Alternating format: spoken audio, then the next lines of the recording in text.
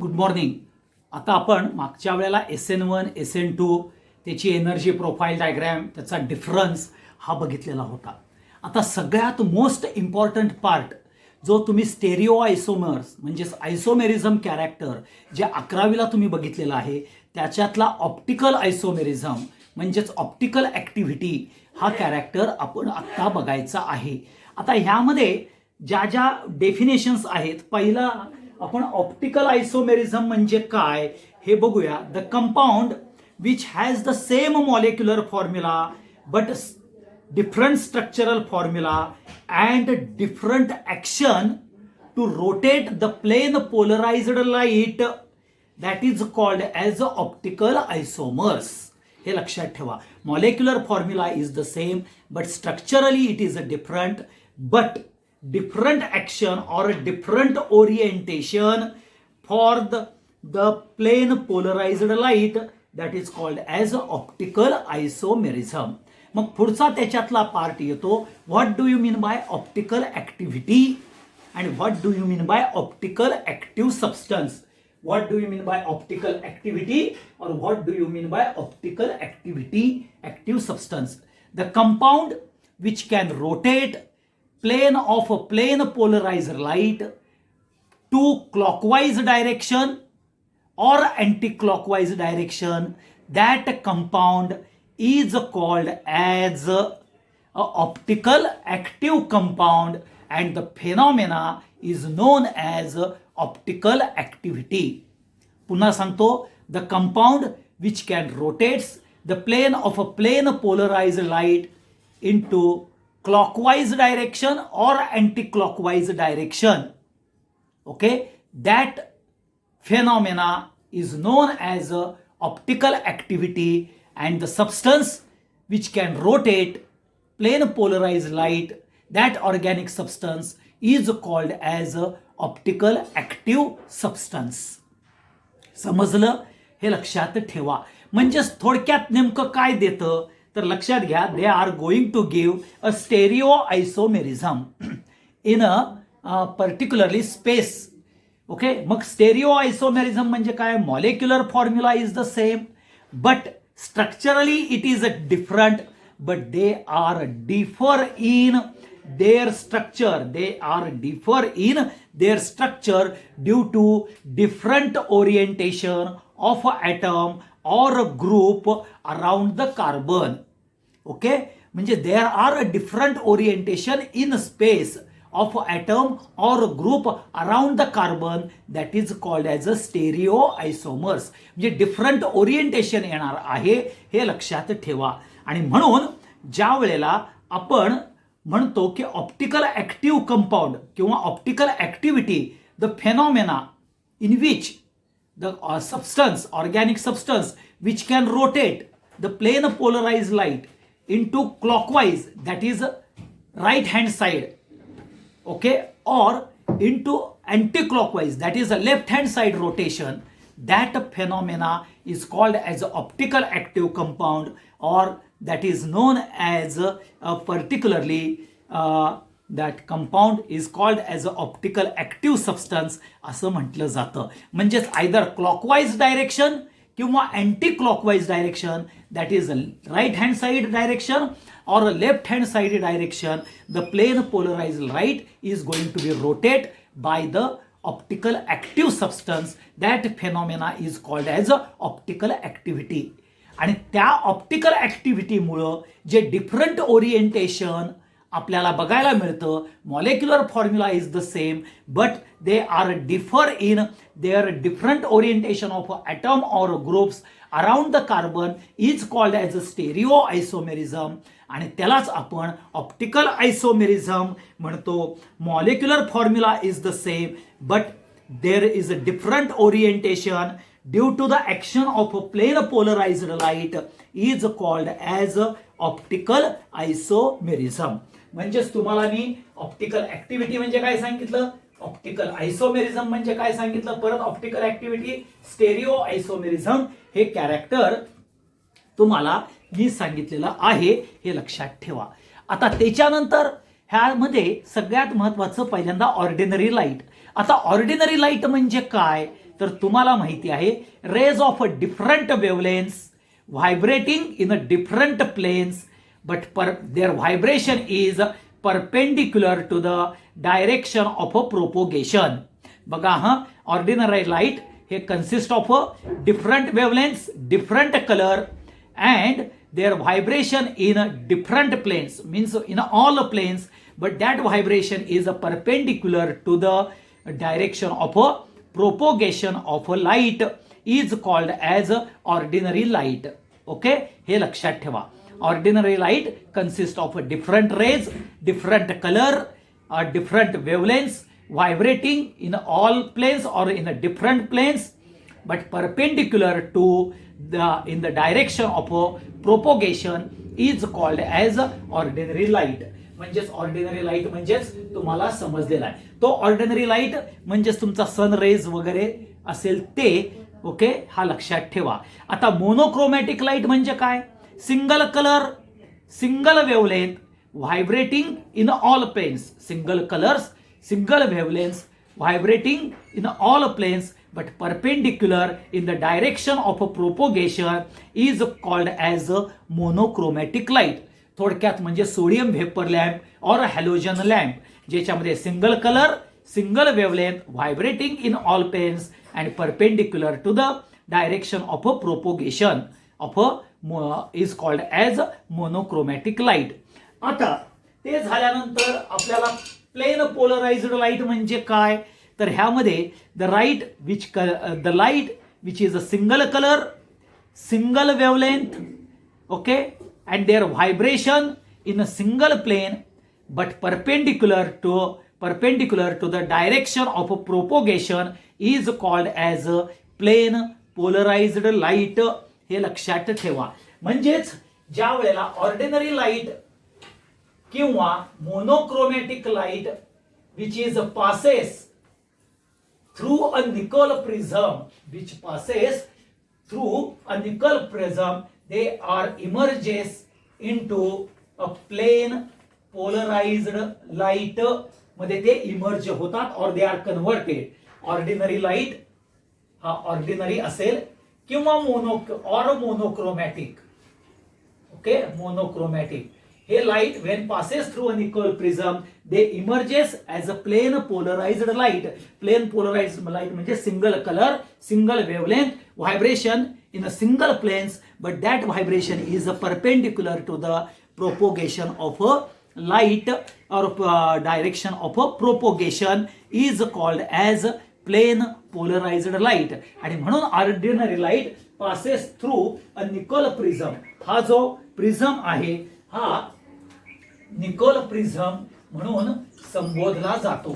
आता हा Nicole prism कसा असतो तर लक्षात घ्या, Nicol prism which is a nothing but, हा जो निकोल प्रिझम आहे तो विल्यम निकलनं आपल्याला पर्टिक्युलरली कॅल्साइट क्रिस्टल, कशापासून? Calcite crystal. ओके, हा कॅल्साइट क्रिस्टल्स म्हणजे कॅल्शियम कार्बोनेटचे क्रिस्टल्स, CaCO3 चे क्रिस्टल्स. ओके, कॅल्साइट क्रिस्टल चे असतात. आता ह्याच कॅल्साइट क्रिस्टल्सलाच आईसलँड स्पार असं म्हटलं जातं. त्याला काय म्हटलं जातं? आईसलँड स्पार म्हणजेच calcite crystals. These crystals are particularly two pieces of this calcite crystals, they are in a specific angle they are going to cut and they cemented. दे म्हणजे हे हा एक पार्ट, ओके, हा स्पेसिफिक अँगल आणि हा second part, they are cut with a specific angle and they are cemented, okay, together, okay, by using, हा जो cementing केला असतो, cemented by using Canada बॅलासम.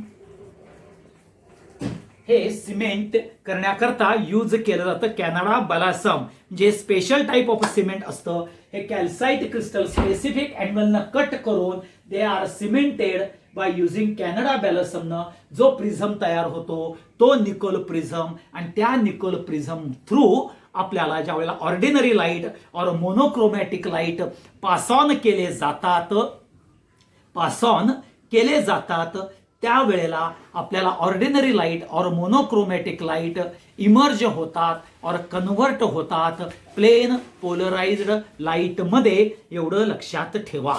Okay, मग परत एकदा सांगतो, optical activity is nothing but a phenomena particular to rotate the plane polarised light towards a clockwise direction or anti-clockwise direction, that is called as optical activity, and the substance which can gives this activity is known as optical active compound. आणि isomerism म्हणजेच molecular formula is the same but differ in action of a plane polarized light, हे लक्षात ठेवा. मग ordinary light, okay, single colour, आपल्याला different colour असतात, different wavelength, vibration in all planes but vibration in the direction of a propagation of a light. Monochromatic light, single color, single wavelength, direction in vibration in all planes but propagation in the direction of a light. Okay, तसंच plane polarized light, single color, single wavelength, vibration in one plane or a single plane, हे लक्षात ठेवा. Okay, आणि त्याचं सुद्धा जे propagation आहे in the direction to the direction of propagation of light, ह्याच्याप्रमाणेच त्याचं डायरेक्शन होणार आहे, त्यालाच प्लेन पोलराइज्ड लाईट म्हणतात. हा सगळ्यात महत्वाचा पार्ट तुम्हाला लक्षात आला. आता निकोल प्रिझम सायंटिस्ट विल्यम निकोलनं सजेस्ट केलेला आहे, तो 1820 मध्ये. त्याच्यामध्ये कॅल्साइट क्रिस्टल, ज्याला आपण आईसलँड स्पार्स म्हणतो, त्याचा क्रिस्टलाइन फॉर्म CaCO3 येतो. क्रिस्टलाइन फॉर्म ऑफ CaCO3 लाच कॅल्साइट क्रिस्टल किंवा आईसलँड स्पार्स म्हणतात. They are cut with a specific angle, आणि स्पेसिफिक अँगलनं कट करून they are cemented by using a Canada बॅलसमनं यूज करून आपल्याला निकोल प्रिझम तयार होतो. आणि त्या Nicol prism through ordinary light pass on केला किंवा मोनोक्रोमॅटिक लाईट पास ऑन केला तर त्यावेळेला आपल्याला पर्टिक्युलरली निकोल प्रिझम बघायला मिळतो. आता हा जो प्लेन पोलराइज्ड लाईट आहे, plane polarised light when passes through a polarimeter न passes केला तर either they are PPL हे पर्टिक्युलरली क्लॉकवाइज और अँटी क्लॉकवाइज रोटेशन बघायला मिळतं. मग polarimeter is the instrument which contains organic substance which is optical active. Okay, polarimeter मध्ये organic substance टाकायचा which is optical active, plane polarise light pass on करायचं. मग ते organic compound in polarimeter rotates PPL either clockwise or anti-clockwise direction and you can measure the angle theta. Okay, तो angle theta हे polarimeter मोजतो, हे लक्षात ठेवा. त्यालाच आपण अँगल ऑफ रोटेशन म्हटलं जातं, हे लक्षात ठेवा. So optical activity is nothing but the property of organic compounds which rotates plane polarised light clockwise direction or anti clockwise or left hand side direction or right hand side direction is called as optical activity, हे लक्षात ठेवा. Left hand, right hand, plane polarise light. आणि polarimeter measures the angle of rotation. आणि ह्या पोलोरिमीटर्स मध्ये optical active compound हे add केलं जातं, प्लेस केलं जातं आणि मग सोर्स ऑफ PPL पाठवून त्याचं रोटेशन चेक केलं जातं, हे लक्षात ठेवा. म्हणजेच इथं पोलोरिमीटर पर्यंत आपण आलो. पुढचा येतो असिमेट्रिक कार्बन. पुढचं कॅरेक्टर येतं असिमेट्रिक कार्बन. आता आपण म्हटलंय the substance which can rotates the plane polarise light into clockwise और अँटी क्लॉकवाइज डायरेक्शन. त्याच्याकरता सगळ्यात महत्वाचं काय लागणार आहे, असिमेट्रिक कार्बन. असिमेट्रिक कार्बन म्हणजेच carbon which is bonded or attached to 4 different groups or atom is called as, म्हणजेच हा A, B, D and F. Okay, हे 4 डिफरंट बॉन्डेड ग्रुप्स जे अटॅच होतात त्यालाच तुम्ही काय म्हणू शकता, असिमेट्रिक कार्बन म्हटला जातो. आणि असिमेट्रिक कार्बन हा अस्टेरिक मार्क केला जातो, हे लक्षात ठेवा. त्या असिमेट्रिक कार्बनलाच आपल्याला कायरल कार्बन म्हटलं जातं. काय म्हटलं जातं? Chiral carbon. ओके, हे लक्षात ठेवा. असिमेट्रिक कार्बन म्हणजेच carbon which is bonded or which is attach to 4 different groups or atom is called as asymmetric carbon, and which is always asymmetric carbon denoted by a asterisk mark. हे लक्षात ठेवा. हा सगळ्यात महत्वाचा part येतो ज्या वेळेला असिमेट्रिक कार्बन म्हणतो.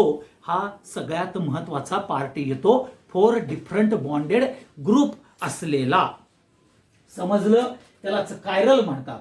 आता हा chiral is nothing but Greek word hand असतो, हे लक्षात ठेवा. तुमचा उजवा हात किंवा डावा हात दोन्ही पैकी बघा, उजवा किंवा डावा हा जर आरशासमोर जर घेतला तर लक्षात घ्या उजवा हात डाव्या हातासारखा भासतो, डावा हात उजव्या हातासारखा भासतो.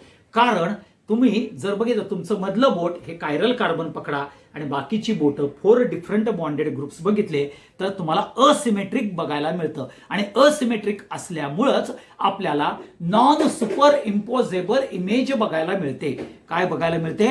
Non superimposable image. म्हणजे डावा हात उजव्यासारखा, उजवा हात डाव्या हातासारखा. हे कशामुळे मिळतं? तर असिमेट्रिक कार्बन मुळे मिळतं. आणि asymmetric carbon is nothing but which is attached or bonded with 4 different groups or 4 different atoms.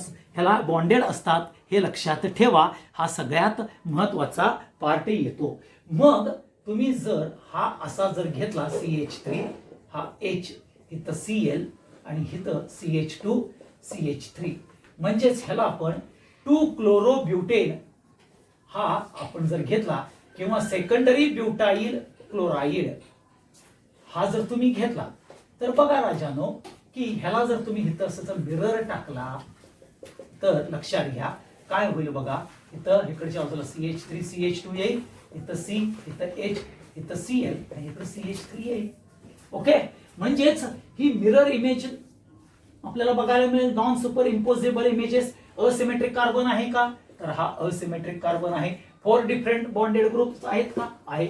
म्हणजे विथ रिस्पेक्ट टू CH2 जर घेतला तर आपल्याला हा जर रोटेट केला plane polarise light in a right hand direction तर त्याला तुम्ही डेक्स्ट्रो रोटेटरी म्हणणार. आणि हा निगेटिव्ह साइड घडका डाव्या बाजू आहे, म्हणजेच the plane polarise light rotate in a left hand side त्याला आपण लिव्हो रोटेटरी म्हणतो. म्हणजे D and L हे कॅरेक्टर आपल्याला बघायला मिळतात. ओके, D चा आपल्याला प्लस दाखवलं जातं, L चा मायनस दाखवलं जातं, हे लक्षात ठेवा. The substance which can rotates the plane polarized light in a clockwise direction, that is right hand side direction, is called as a dextrorotatory substance. त्यालाच आपण डेक्स्ट्रो फॉर्म म्हणतो.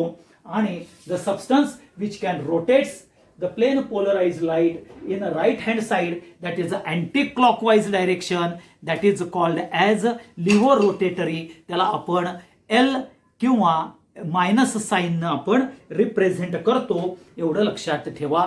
सो लिव्होरोटेटरी अँड डेक्स्ट्रोरोटेटरी हे आपल्याला बघायला मिळेल. With respect to CH2 CH3 हा उजव्या हाताला आहे म्हणून डेक्स्ट्रोरोटेटरी आपण पकडू शकतो आणि हा डाव्या हाताला आहे म्हणून इकडच्या बाजूला मिरर इमेजला तो लिव्होरोटेटरी देईल. परंतु तुम्ही जर असं पर्टिक्युलरली जर मिरर टाकला तरी सुद्धा Cl इकडं आणि H खालती असं तुम्हाला बघायला मिळेल. आणि म्हणून ऑप्टिकल ऍक्टिव्हिटी देण्याकरता कंडिशन्स काय काय असायला पाहिजेत हे लक्षात ठेवा.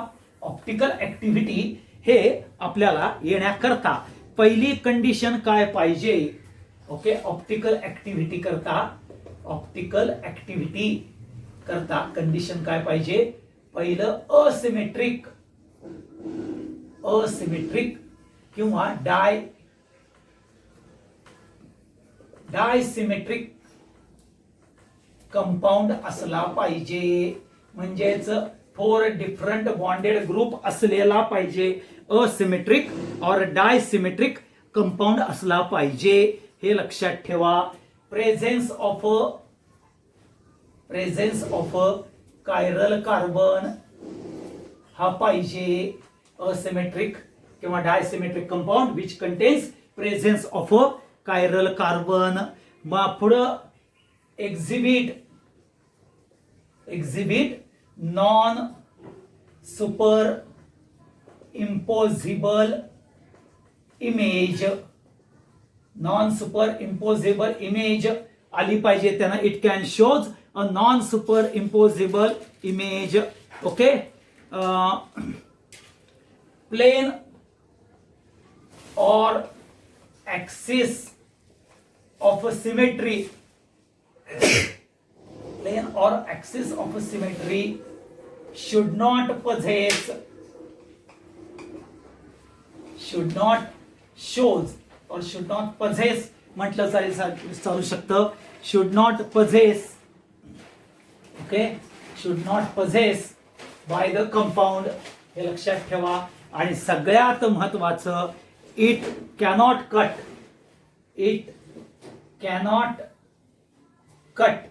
into two identical halves मध्ये हे कट होता कामा नयेत. तोच कंपाऊंड आपल्याला ऑप्टिकल ऍक्टिव्हिटी देतो. मग असा जो कायरल कार्बन आहे ज्याच्यामध्ये asymmetric compound which is asymmetric dissymmetric which contains presence of a chiral carbon which exhibits non-superimposable images. There is no plane or axis of symmetry. Okay, and it cannot cut into the two identical halves. त्यालाच आपण एनशॉमर्स असं म्हटलं जातं किंवा अँटीपॉड्स म्हटलं जातं. अँटीपॉड्स किंवा अँटीमॉर्फस असं म्हटलं जातं. ओके, त्यालाच आपण ऑप्टिकल आयसोमर्स असं सुद्धा म्हटलं जातं. So enantiomers, optical isomers, antipodes, antimorphs they are nothing but a same character तुम्हाला बघायला मिळतं. एवढं लक्षात ठेवा. हा सगळ्यात महत्वाचा पार्ट येतो. ठीक आहे. म्हणजेच असिमेट्रिक कार्बन ऑप्टिकल ऍक्टिव्हिटी देणारा कंपाऊंड म्हणजे काय तर लक्षात ठेवा. पर्टिक्युलरली द टू आयसोमर्स जे आहेत, द कंपाऊंड्स जे आहेत असिमेट्रिक किंवा डायसिमेट्रिक पाहिजे. Presence of a chiral carbon पाहिजे. They should not have exhibit a non superimposable images. Plane or axis of symmetry should not be possesses and it can't cut into two identical halves. हे लक्षात ठेवा. त्यालाच आपण optical activity देणारा compound म्हणजेच optical isomers. कारण का तो नॉन सुपर इम्पोजेबल इमेजेस देतात and they are a different in their arrangement of the atoms or groups or their orientation and their plane polarise action is different. हे लक्षात ठेवा. मग प्लेन पोलराइज लाईट RHS न ज्या वेळेला किंवा clockwise न जातो त्यावेळेला किंवा LHS न जातो त्यावेळेला आपण मेजर करू शकतो बाय पोलोरीमीटर कॅरेक्टरनं आपल्याला बघता येतं. हे एवढं लक्षात ठेवा. हा सगळ्यात महत्वाचा पार्ट ऑप्टिकल ऍक्टिव्हिटीच्या संदर्भात येतो.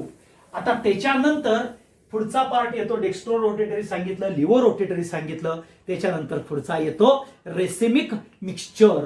आता रेसिमिक मिक्सचर्स म्हणजे काय? रेसिमिक मिक्सचर म्हणजेच इक्विमोलर मिक्सचर. काय आहे? Equimolar mixture of dextro and laevo rotatory forms a optical active compound which is optically inactive due to external compensation. It is nothing but racemic mixture म्हणजे काय? Equimolar mixture of dextro and laevo forms of a same optical active compound is optically inactive due to external compensation is called as racemic mixture. म्हणजेच समजा तुमच्याकडं इथं आपण हा CH3 हा CH हा Cl CH2 CH3 घेतला, हा डेक्स्ट्रो घेतला आणि हा जर तुमचा लिओ घेतला, ओके, तर हे लिओ आणखीन इक्विमोलर मिक्सचर, ओके, हे लक्षात ठेवा. Equimolar mixture of a same optical active compound, okay, but they are optically inactive. हे ऑप्टिकली इनएक्टिव्ह आहे ड्यू टू एक्सटर्नल कॉम्पेन्सेशन. बघा, इक्विमोलर म्हणजे डेक्स्ट्रो समजा 30 डिग्रीजनं रोटेट केला पॉझिटिव्हनं, कारण का राईट हँड साईडनं जाईल, आणि हा -30 डिग्रीजनं रोटेट केला म्हणजे लेफ्ट हँडनं जाईल.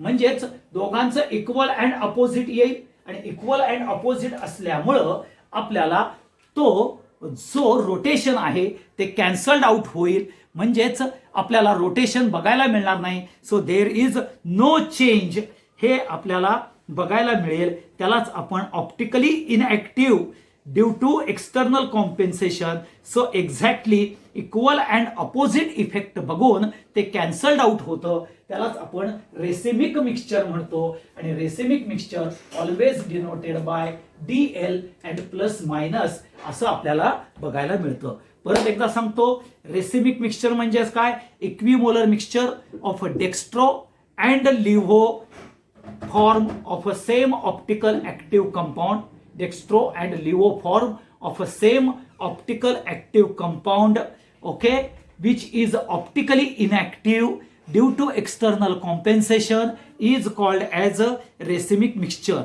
आता हे इक्विमोलर मिक्सचर्स असल्या कारणानं पर्टिक्युलरली त्याच्यामध्ये effect of one isomer is exactly opposite to the others. So equal and opposite effect येतो. So hence particularly effect is going to be cancelled out.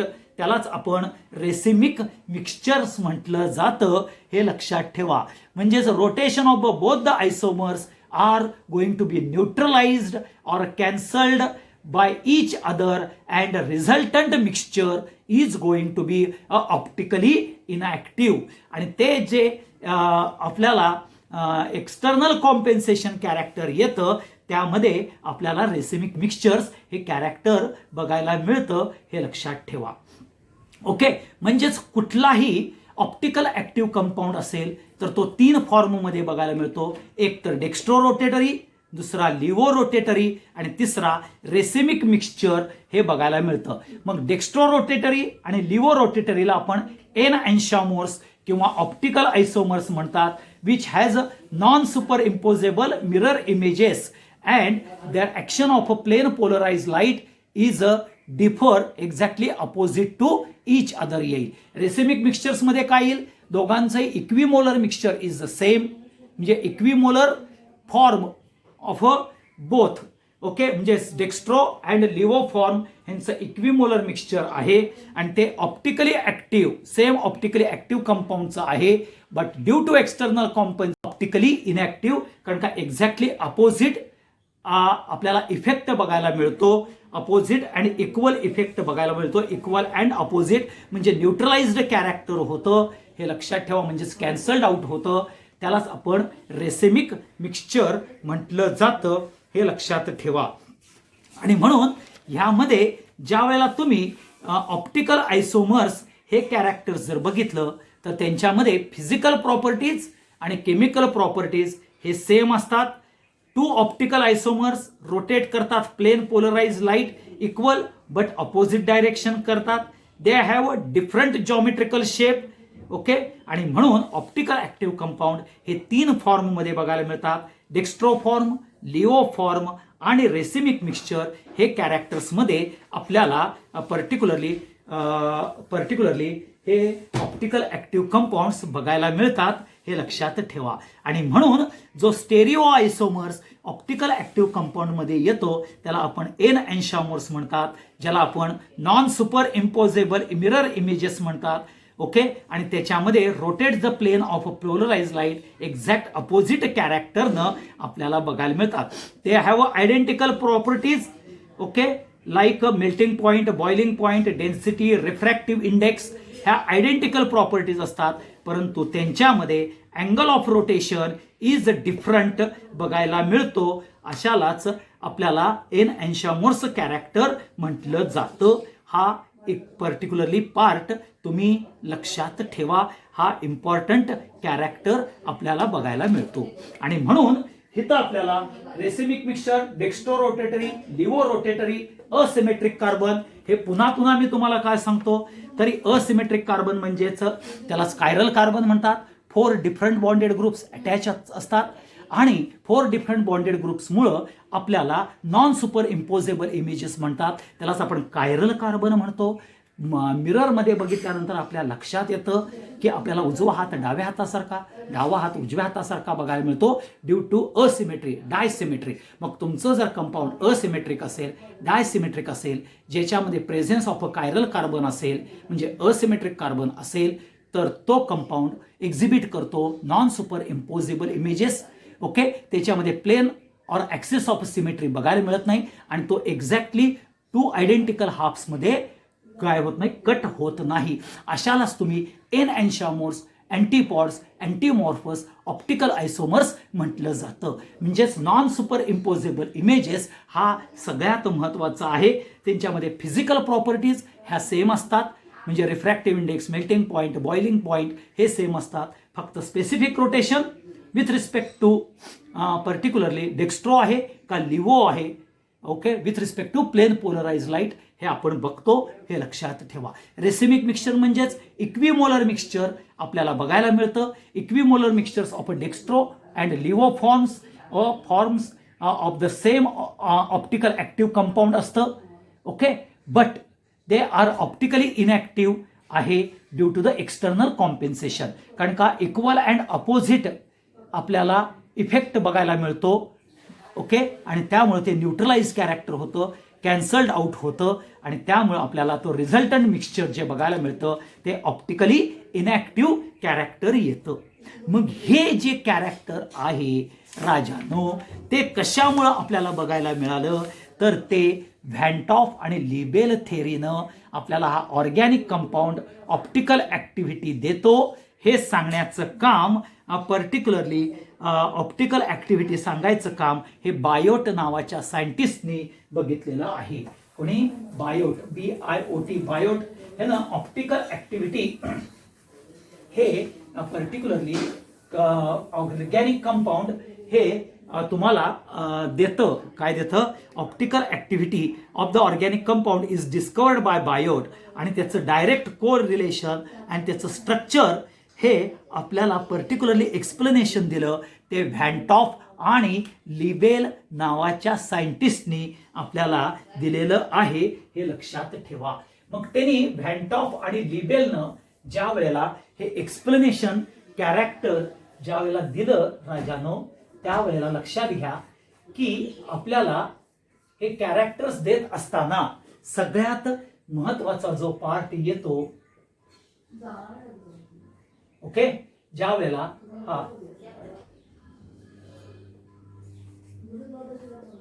हा ज्या वेळेला व्हॅन टॉफ आणि लिबेल थेरीने काय सांगितलं की particularly earlier scientist was believed that or proposed that all the molecules they are a flat entities, म्हणजेच they are always explained by molecule can be explained by a 2-dimensional character. परंतु van Hoff आणि लिबेलनं कार्बनची जी tetra valency propose केली, 4 valency of carbon ह्यांचे propose केली आणि त्याची अरेंजमेंट प्रपोज केली. कुणाची? Tetrahedral geometry of the carbon ही त्यांनी लक्षात घ्या. म्हणजेच ज्या वेळेला बायोटनं ऑप्टिकल ॲक्टिव्हिटी डिस्कवर्ड केलेली होती त्यावेळेला structure of the molecule and optical activity ह्या अननोन कॅरेक्टर्स होतात. फक्त त्यानं सांगितलं की ऑप्टिकल ॲक्टिव्हिटी ही दिली जाते ऑर्गॅनिक कंपाऊंडकडून, परंतु ती देत असताना सगळ्यात महत्त्वाचं कॅरेक्टर्स जर बघितलं तर त्याचं स्ट्रक्चर आणि जॉमेट्री ही आपल्याला एक्सप्लेन केली नव्हती. ती व्हॅन टॉफ आणि लिबेलनं पर्टिक्युलरली टेट्रा व्हॅलेंट कार्बन जो आहे त्याची जॉमेट्री प्रपोज केली, त्याची अरेंजमेंट इन स्पेस कशी आहे ती प्रपोज केली. नाहीतर all the scientist they was believed that particularly all the molecules they have a 2-dimensional character. Okay, म्हणजे ते फ्लॅट एंटिटीज म्हणूनच पकडलं जातं, हे लक्षात ठेवा. आणि म्हणून ज्यावेळेला टेट्राहायड्रल जॉमेट्री ज्यावेळेला बघायला मिळाली त्यावेळेला out of 4 bond, okay, out of 4 bond जे 2 plane, okay, particularly out of 4 bond जे बघायला मिळतं plane of the paper, plane of the papers मध्ये जे आहेत म्हणजे C2A आणि C2B ज्याला ऑर्डिनरी बॉन्ड किंवा ऑर्डिनरी लाईननं कॅरेक्टराइज्ड केलेला आहे. Out of 4 bonds 2 are in a plane of the paper, म्हणजे प्लेन ऑफ पेपर्स मध्ये बघायला मिळतात ते ऑर्डिनरी लाईननं आपण शो केलेले आहेत, हे लक्षात ठेवा. One is above, okay, one bond is above or front, हा थिक लाईननं हा आपल्याला बघायला मिळतो, हा थिक लाईननं बघायला मिळतो. आणि जो पर्टिक्युलरली बॉन्ड हा बिलो किंवा बिहाइंड आहे तो आपल्याला डॉटेड लाईन्सनं दाखवायला मिळतो, हे लक्षात ठेवा, हे लक्षात घ्या. म्हणजेच ऑर्डिनरी लाईन म्हणजे जे बॉन्ड म्हणजे out of 4 2 bonds in a plane of paper आहेत ते ऑर्डिनरी लाईननं शोन केलेले आहेत.